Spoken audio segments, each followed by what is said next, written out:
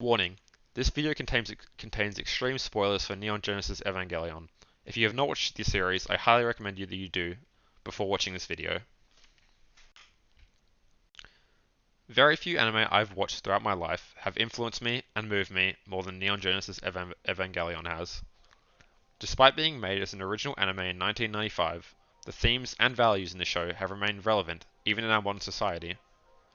The characters in the series are relatable and well developed through each other and events. This is mainly what I will be focusing on in this short video.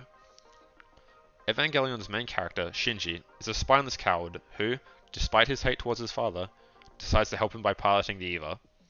This relationship of Shinji constantly attempting to gain his father's love, and Gendo failing and refusing to reciprocate that, reduces Shinji to little more than a puppet forced to do what he is told.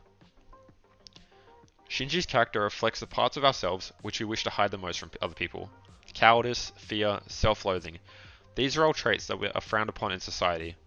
However, these traits are what make people human, and that is what is so timeless about Evangelion. The characters are human.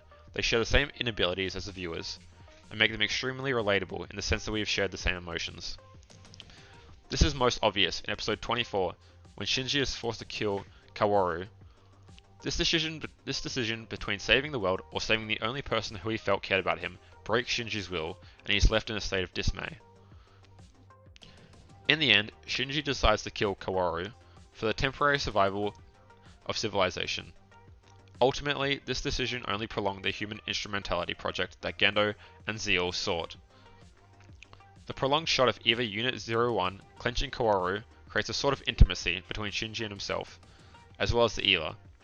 Kaworu's final words, "Thank you, I'm glad I met you," are a cry for salvation by Shinji's hands.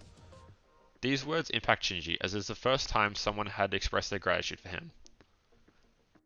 As the music increases and the tension rises, the prolonged scene is ended by a black screen and a sickening crunch, signaling the end of the only person who Shinji felt connected to. This is a major turning point for Shinji, as he realizes the true nature of the world and is forced to come to terms with it. Other than Shinji, Asuka is the most important character in the anime.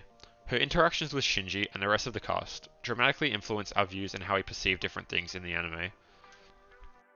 Her jealousy towards Shinji and her contempt for Misato are displayed to the audience a multitude of times after her introduction.